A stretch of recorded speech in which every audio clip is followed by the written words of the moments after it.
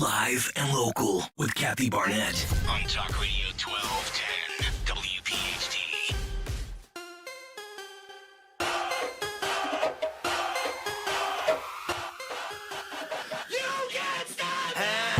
Hey, Pennsylvania, how y'all doing? This is your girl, Kathy Barnette, the host of the Kathy Barnette Show. I am so excited to be in studio today, live in studio, the #1 talk radio station in Philadelphia, covering most of the Mid-Atlantic. So I see you, New Jersey. I see you, Delaware, Maryland, the rest of Pennsylvania. I am so very excited to be here and to be in studio with my double good friend, J.R. McGee. J.R. is the founder and CEO at Extreme Leadership Group and a 30-year strategic leadership and counterterrorism specialist and instructor in matters of military intelligence, planning, preparedness. I literally could go on and on and on. JR, you were a very vital member of my team when I was running, my policy team, when I was running for both U.S. Congress in 2020 and when I ran in 2022 for the U.S. Senate seat here in the great state of Pennsylvania. But I am so excited because here's the reality. Come Monday, by the grace of God, at 12 p.m., Donald Trump will take the oath and become the 47th president of the United States. I believe all eyes, all attention, rightfully so, is going to be real focused on what is America doing. But the reality is that Joe Biden is leaving our nation and the world in chaos. In fact, when China coughs, Russia sneezes and America catches the flu. That's how interconnected we all are as a globe. And the reality is Trump will inherit chaos, not just in America, but around the world. We're going to talk about it. And in fact, if you are on Twitter right now, I am streaming live. If you're on YouTube, you can see it. I brought my big, beautiful globe, and I'm going to spin this globe. We're going to talk about it wherever my finger lands. That's the area, country, continent, or waters that we're going to talk about. If you want to be a part of this conversation, call me, 855-839-1210, 855-839-1210. And here we go. I'm getting ready to spin the globe. And my finger lands, look at that, in Russia. What's going on in Russia, JR? Well, Kathy, it is such a privilege to be with you and your audience today.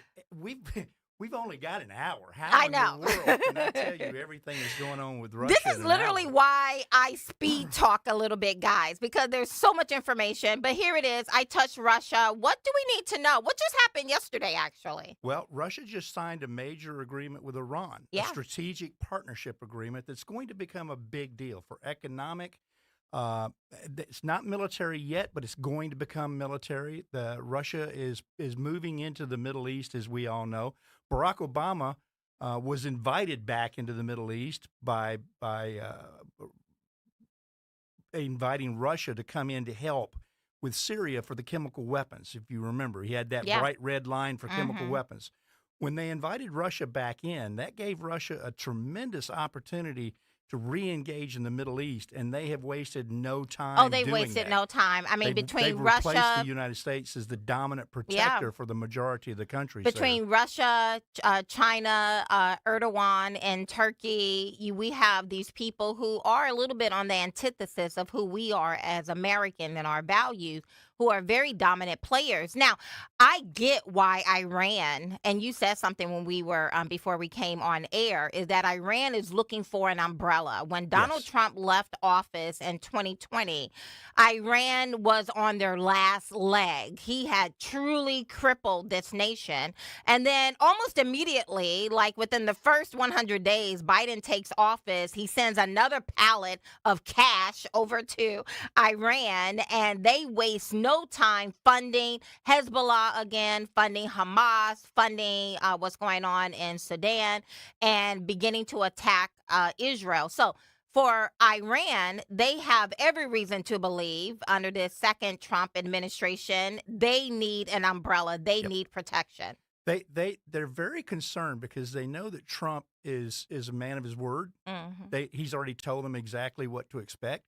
The Biden administration did resuscitate Iran. They not just with cash, but political cover. Yep. They re-engaged with the strategic agreement to allow Iran to continue to develop nuclear weapons, which they have. Don't let anybody kid you. Iran is, for all intents and purposes, now a nuclear nation. Yeah.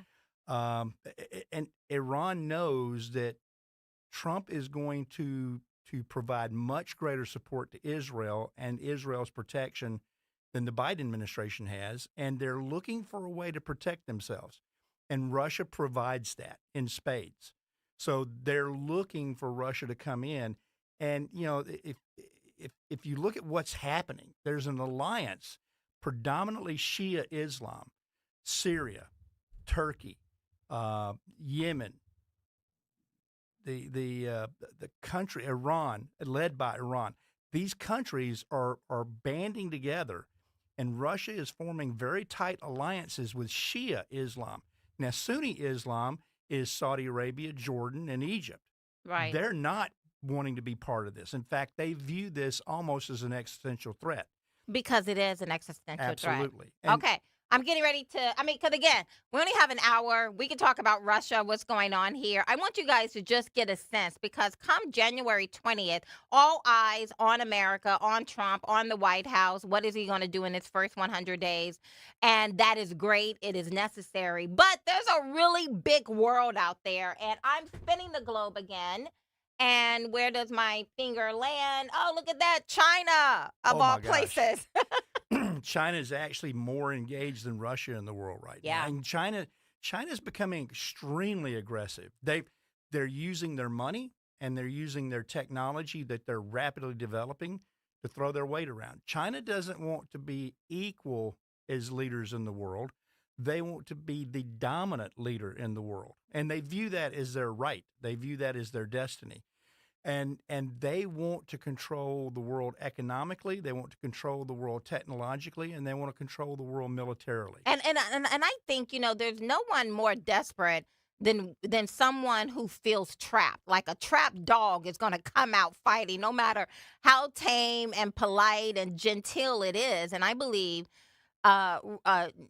China, more than anyone, probably on the same footing as Iran, feel it, because Donald Trump has been very clear.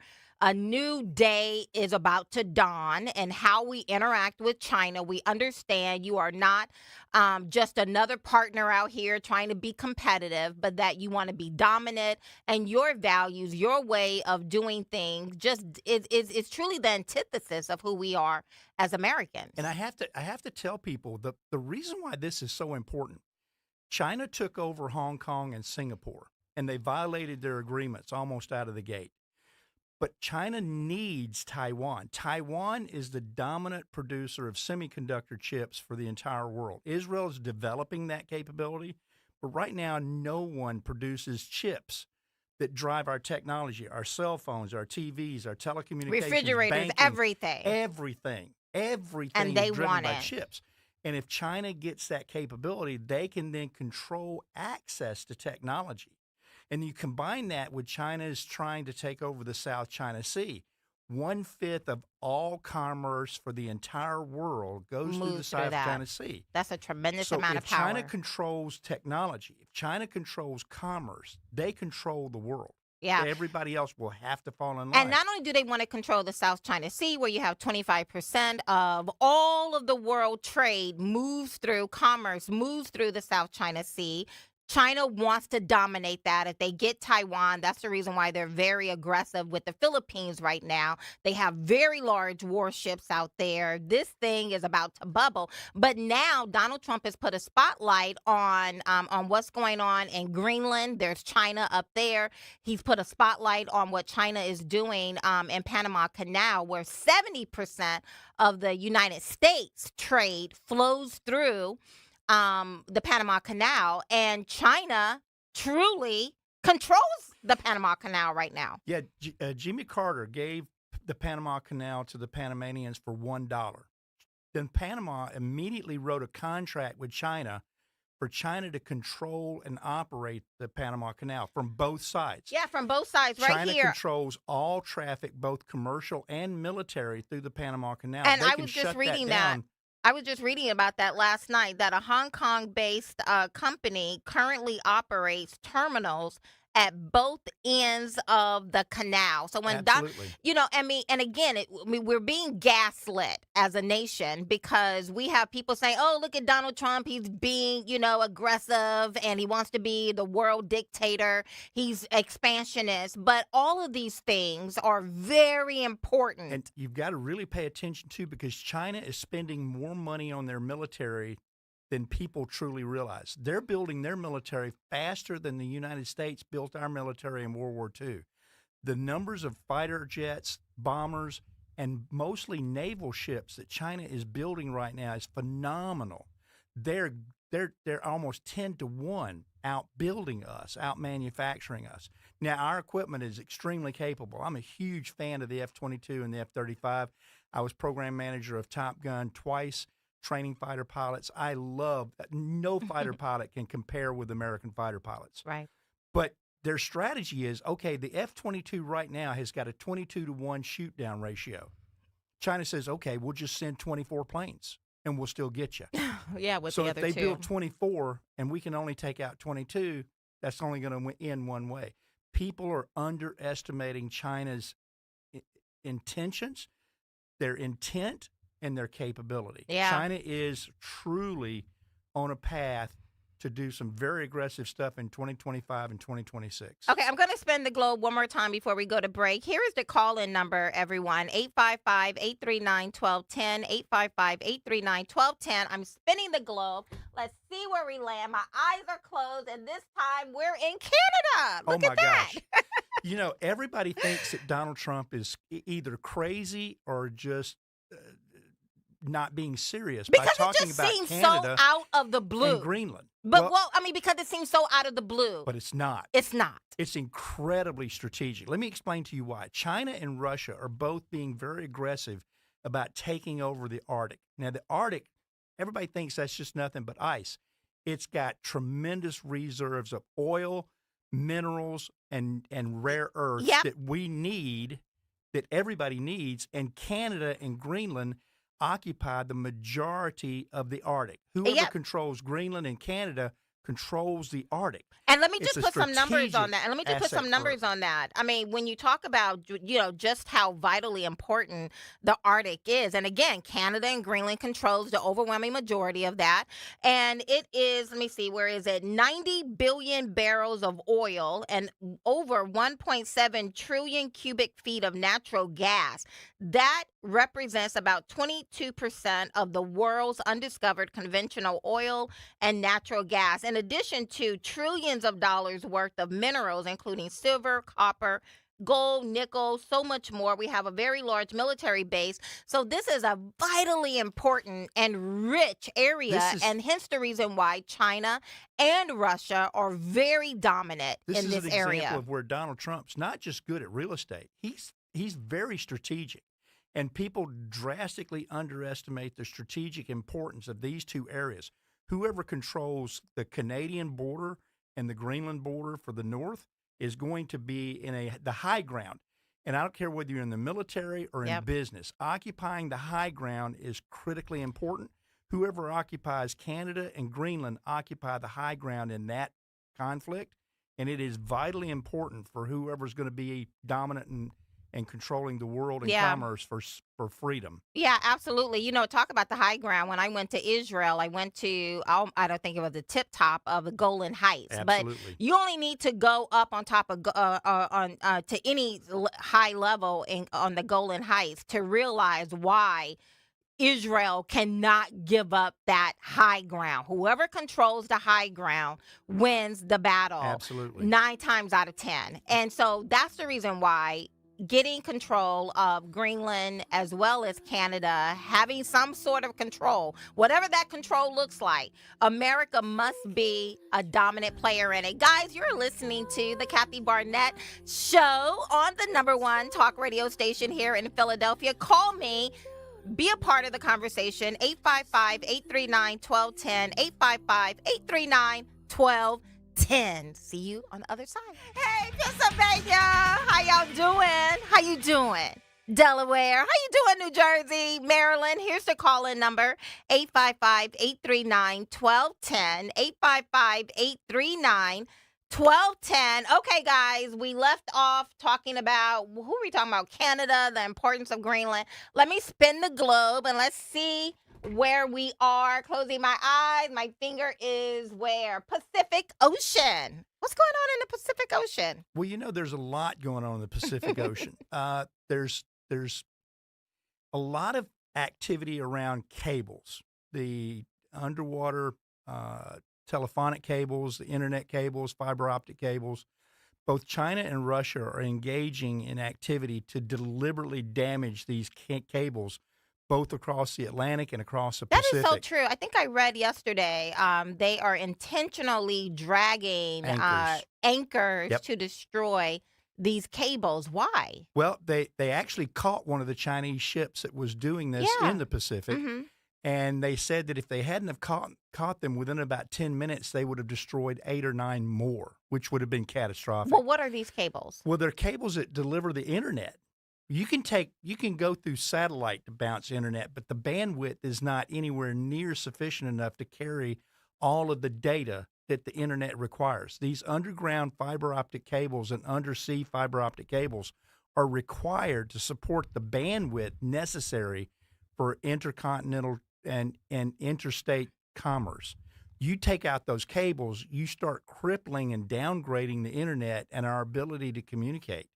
You know, like that reminded me, last year, for the very first time in January, I heard Christopher Wray say that China is going to attack our vital infrastructure. This was in January. And then I heard him again, maybe in March, at some kind of college event speaking, and he said it again this year. At the end of last year, in around December, we saw China hack Janet Yellen, the U.S. Treasury Secretary, her computer, and gaining access to some level, some degree of our vital information. So you have China is really on the warpath. It's more than that, being Kathy. very aggressive. If you look at the drone activity that everybody got so excited about, almost all of our undersea Atlantic cables for telecommunications and internet come into the United States through the area between Baltimore and New Jersey.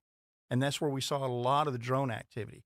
These drones were mapping out both our electrical grids and our telecommunication networks for weaknesses. And that's deliberate. There's no doubt about the fact that information, it's called ISR, intelligence, surveillance, reconnaissance. These ISR missions have been very deliberate, very out in the open. Now, here's an interesting point not a lot of people's talking about. If they're willing to do this and they're willing to be seen and observed, that means they no longer care that they know we're doing it. That means that they're almost ready to do whatever it is that they're going to go do. And I think Christopher Wray finally had to say something because the threat is so imminent and it's so severe. I think what we're looking at is the potential that makes 9/11 look like almost they are nothing in comparison.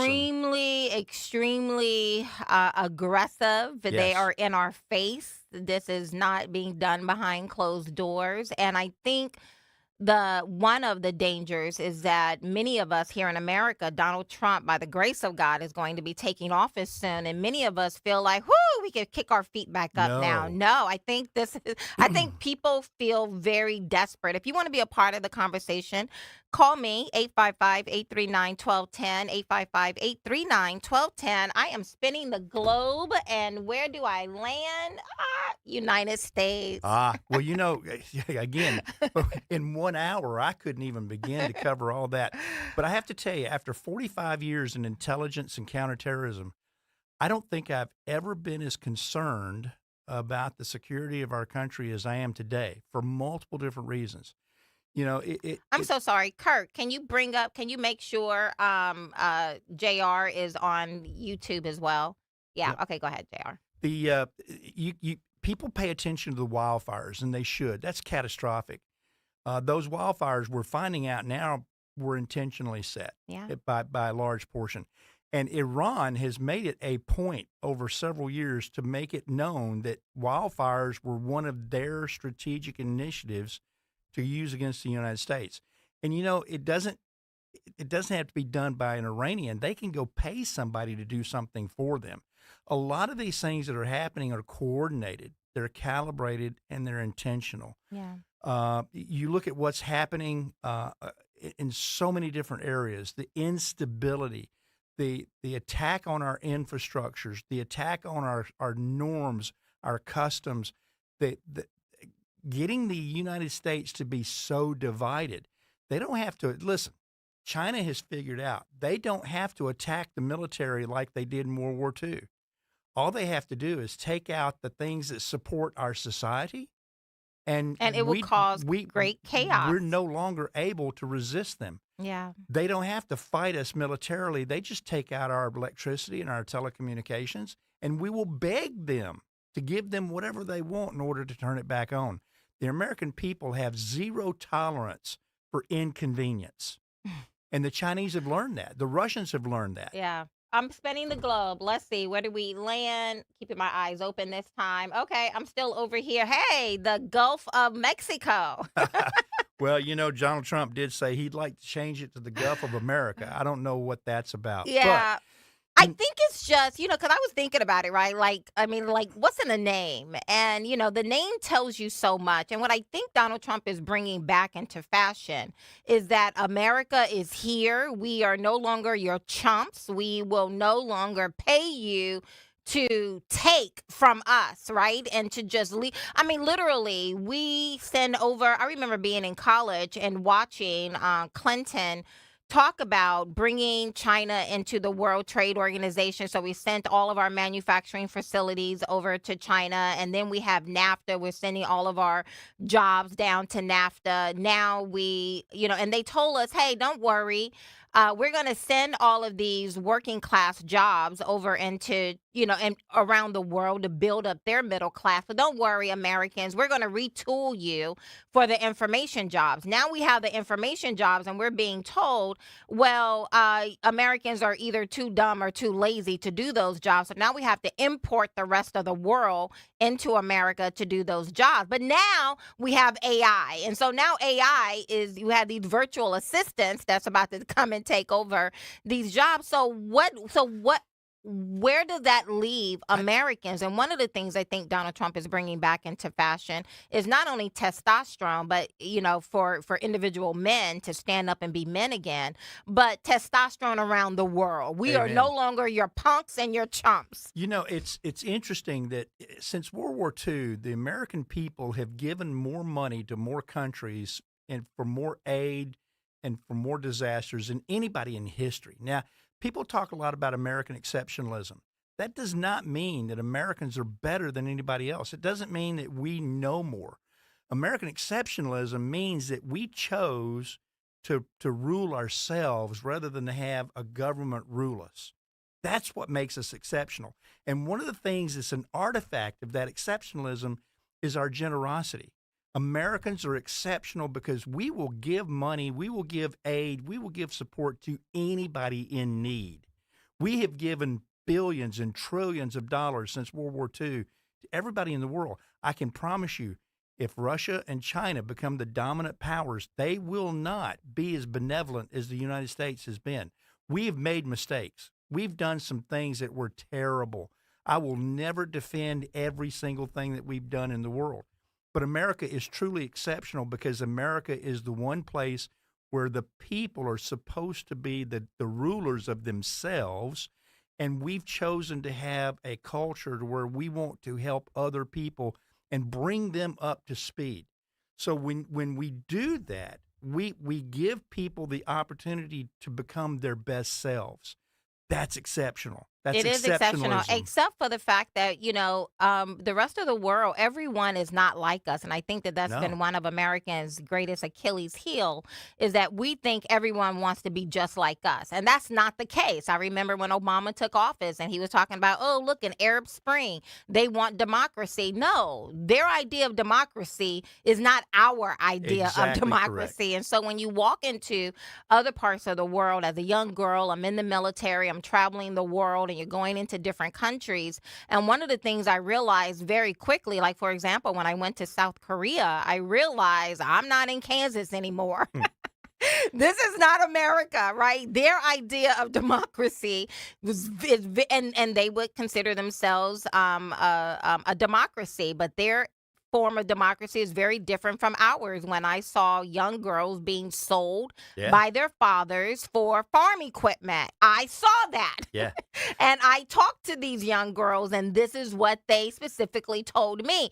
That's not any democracy I've seen in America. And so we have to realize that when we're walking out of I think it's great to travel the world because then you can come back here and begin to have a greater appreciation for America. God has blessed me to be able to have worked in 56 countries now. And I've been around the world several times. Not bad for a boy from South Alabama. And I've seen so many different things and seen so many different cultures, and every one of them's got their strengths and every one of them's got their weaknesses. America's no different. We have strengths and we have weaknesses.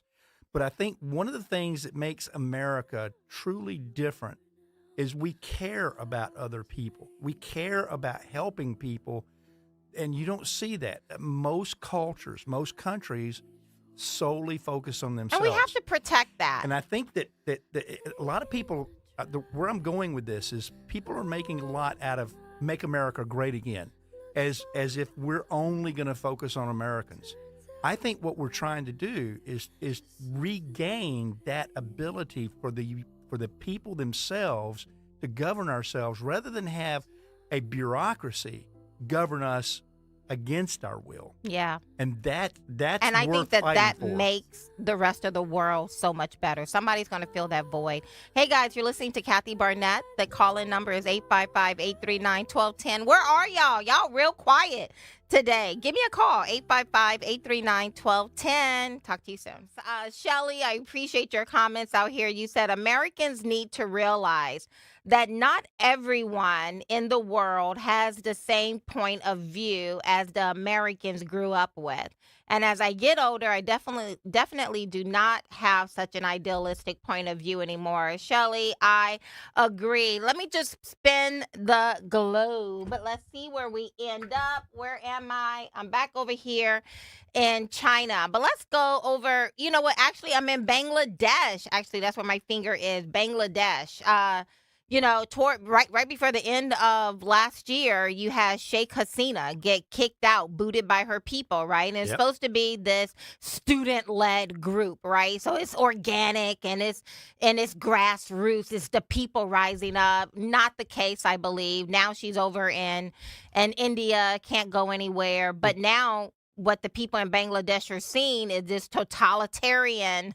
There's an interesting issue with that. People don't realize how important this is, but India, Bangladesh, Kashmir, and Pakistan, that area is a hotbed of all kinds of things, very similar to the Middle East, almost exactly the same reasons. Yeah, Islam, now, here's an interesting thing. Hindu. India outpopulates China now. People think China has more people. India now has more people than China does. And India is really being very aggressive in developing technology and commerce. India is really coming into her own, but that Bangladesh, Kashmir region is still creating a lot of tension. But not just with Pakistan and India, but India and China. China is very aggressive on the northern borders of India. They just fought a very, very big battle about a year ago when China didn't do well.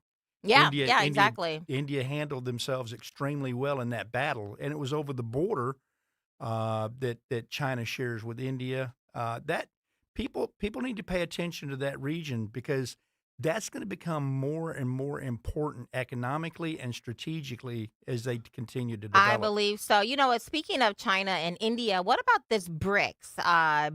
BRICS. It stands for what is Brazil, Russia, India, China, and South Africa. And there's now 26 countries that have aligned with the BRICS. What the problem? Not the problem.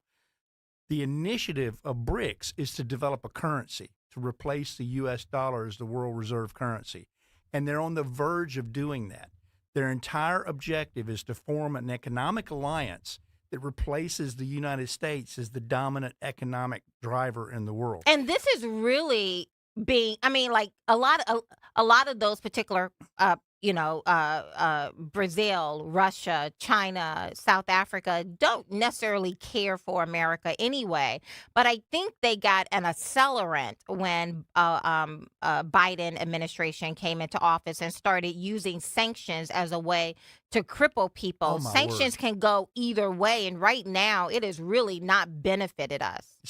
Kathy, no one can show me one single example where an economic sanction has had the intended purposes long-term. Short-term, maybe. Sanctions do not work long-term. Every country finds a way around that sanction and continues to do what they want to do. Let me give you a good example. Joe Biden said at the beginning of the Russian-Ukraine conflict they were going to impose financial sanctions on Russia and cripple them and, quote, bring them to their knees. The Russian ruble today is stronger than it was at the beginning. Those sanctions are a joke.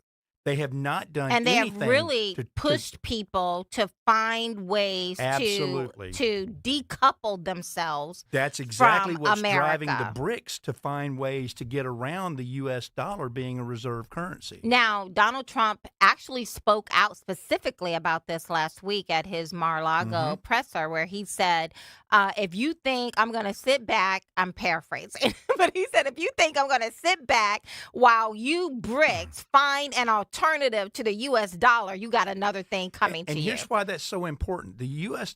dollar is a reserve currency. That's the only thing that allows us to print $35 trillion worth of debt. The moment that our dollar is no longer a reserve currency, our economy collapses much worse than 1929. Yeah. It will be far worse than the economic collapse in the Depression of 1929. And our dollar is unstable right now. We're hanging by a thread because Russia and China have figured out that they can survive. And not just survive, but they're now trading oil in the Middle East with the BRIC currencies and the Chinese yuan, not the U.S. dollar. Yeah. That's the beginning. Yeah.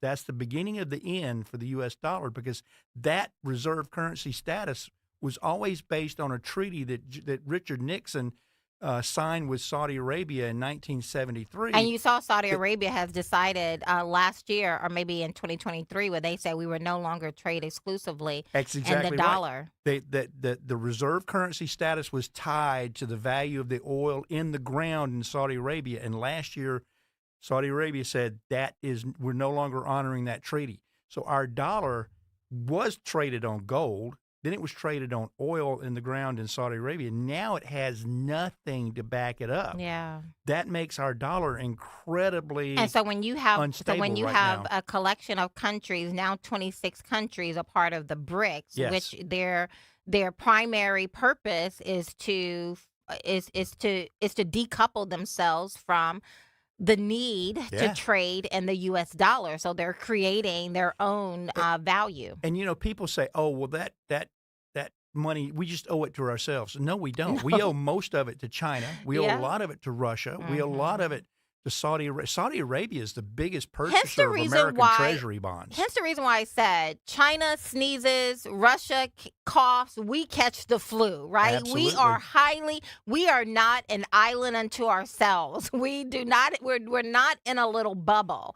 And when our leaders say things, do things, implement things, it truly has an impact on the rest of the world. And the rest of the world is just kind of irritated, it seems, with America right now. It's not just irritated, they're concerned, they're scared, because they hold so much of America's debt.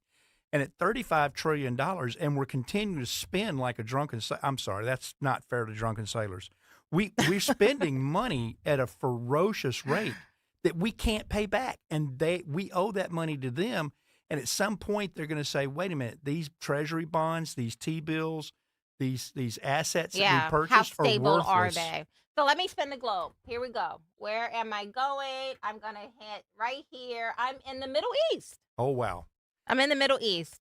Israel, Lebanon, Iran. The interesting thing right now, the big news is this peace treaty. And it's going to take effect at 8:30 in the morning tomorrow. Jerusalem time, not Eastern time, Jerusalem time. And people think that this is the end. It's over. It is not. Yeah. Like at this point, Israel is bombing the mess. Yes. And Yemen just launched 2 more intercontinental ballistic missiles at Israel this morning. So, but they're only going to release 3 female hostages tomorrow. They're going to release 4 more female hostages a week from now. And when you say they, you're talking about Hamas. Hamas. They're going to release 26 hostages over the next 5 weeks after that, maybe. And in response, Israel is going to release 900 people that are in prison for murder and. Well, that doesn't seem very balanced. Well, it's as balanced. Israel is a very generous nation. Yeah. It doesn't seem balanced, but they value life more than death. Hamas values death more than life. Right. And but people think that this ceasefire it's it. It's not. It's actually designed to fail. How so? Because if Hamas doesn't release all the hostages, what happens? Israel's going to release all their prisoners. What happens if Hamas doesn't release the hostages? What happens if in phase 2 they fail to negotiate the next series of actions, which is Israel further withdrawing from Gaza? And then who's going to rebuild Gaza? There's so many things. And who's going to own Gaza? Is it going back to the Palestinians? The Palestinian Authority is saying they're ready to step in. I don't think so. But that's like saying, well, we're going to fix your cancer, but we're going to give you dementia instead. Yeah. It's not a good idea. Yeah, because the Palestinian Authority are very crippled in their ability. They haven't even had an election since 2006, I believe, because the people want Hamas. They want Hamas. They want Hamas. Kathy, this whole situation. I think Donald Trump did a very good thing when he said there's all hell going to break loose if there's not a signed treaty. And that's the reason. This has nothing to do with Biden. Did nothing. But what they've done is they've cobbled together something both sides can agree to for tomorrow, the day before. But it is not comprehensive. It is not effective, and it's not going to last. It's something that gets both sides off the hook so that they can move through this diplomatically. Yeah. I think people should be very concerned long-term over how this plays out. I'm going to be paying very close attention to it. As you know, my expertise is Middle Eastern and geopolitical affairs. Okay. And the Middle East right now is a tinderbox. Syria fell. There's an awful lot going on with that. Turkey. And you have Yemen. Yemen is really raising up. Yemen is the only one of the crown jewels that Iran has built. They built Hezbollah, they built Hamas, they built Islamic Jihad, and they built the force of the Houthis in Yemen. Israel has not defeated the Houthis in Yemen. And this peace treaty has nothing to do with Yemen. And Yemen so is this going to war continue. So this is not like, okay, all is going well. Again, what's the point of having these conversations? Because we do need to remove the blinders. And I know we have to pick our battles. There's so much going on. But my hope is that now that Donald Trump is back in office, we don't take that as a cue to put our feet up and have a sigh of relief. Amen. We must stay prayerful and prayerfully engaged. See y'all.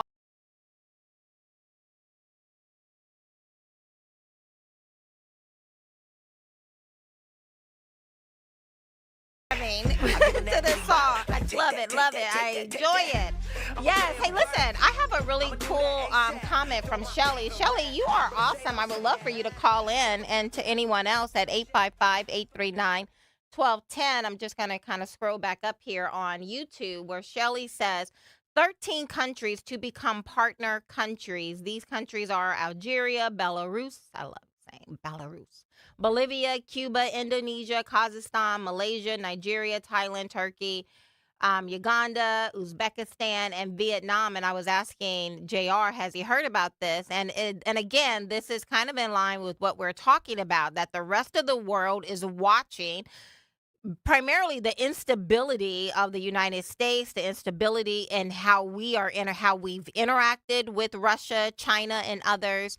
And these smaller countries are saying, wait a minute, maybe we need to come together. Well, nature abhors a vacuum, and politics abhors a vacuum as well. And when you have a vacuum of leadership, it gets filled.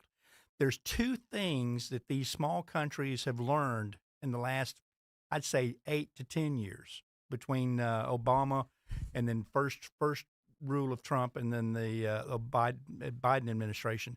And that is, there's two things that will give them a voice. One is if they band together as a group, an alliance, a large group of small countries has a much bigger voice than any one country by itself. Right. Mm-hmm. The second thing is nuclear weapons. If you have nuclear weapons, people pay attention to you. And if you can't get nuclear weapons, the only thing that you can go do is band together with a group of like-minded other countries that give you a bigger voice on the world stage that makes sure people pay attention to you. Are you hearing any concerns of this rush to nuclear armament? Absolutely. Let me go back and say one thing that a lot of people paid a great deal of attention to. In 1993, Clinton and Tony Blair in England signed a treaty with Ukraine, guaranteeing to protect them against Russian aggression in exchange for giving up their nuclear weapons. So they gave up their nuclear weapons. Ukraine gave up their nuclear weapons. Ukraine gave up their nuclear for weapons. For protection from NATO. No, not from NATO, from the United States and Great Britain. Okay. And we promised them that if Russia ever was aggressive or attacked them, we would protect them. We haven't done that. We've given them weapons, but we've given them a tremendous amount of money. But we haven't protected them. Ukraine is only standing right now as a result of America's But we have influence. not fulfilled what we promised in that treaty. Well, what Other countries what are we supposed to do? Protect them. And Boots then on the ground. That's what that treaty said we were going to go do, and we have not done it. But didn't we make a promise? But didn't we also make a promise? But didn't we also make a promise to Russia that NATO would not move? Absolutely. Well, and so we didn't say they wouldn't think move. Well, that they would not move put countries into on that their areas onto their border, and we're upset about. Right, exactly. So this isn't just generally when we come to these discussions, we're like, okay, black and white, yes or no, up or down, and it's much more complicated than that, right? America made some promises to Ukraine, but America, Ukraine, and Europe made some promises to Russia. But here's the consequences for that, because Ukraine gave up their weapons in exchange for supposed protection, and that didn't happen. Iran says, hey, the only way we're going to be able to truly be a player is to have nuclear weapons. Pakistan, the only reason we're going to be able to be paid attention to is nuclear weapons. Even Saudi Arabia is now discussing beginning a nuclear program. A lot of countries out there have taken a lesson from this situation between that we Russia cannot and Ukraine. Trust America to create stability. You can't trust a treaty. Here's the reality. There are some in America and in my own movement who just want to, let's just focus on what's on the inside of our four borders. You can't live that way because we create a vacuum in the world. Someone is going to rise up and say, I want to take over the world. Yep. And America, someone has to be there. If it's not us, it's going to be China, it's going to be Russia, it's going to be somebody. We're getting ready to leave. I think this is it, right? Kurt, guys, thank you so much for listening. Do you have a second? I'm going to give you the last minute. I just want to thank you for having me on, and I hope that some of the things that we've talked about have been of value. And I want to tell everybody, pay attention. The world does affect your billfold, and the world does affect your family. You have to look at it from the right way. Absolutely, guys. Thank you so much for listening to the Kathy Barnette Show. Go find me out there on Twitter at Kathy for Truth or on my website at kathybarnette.com.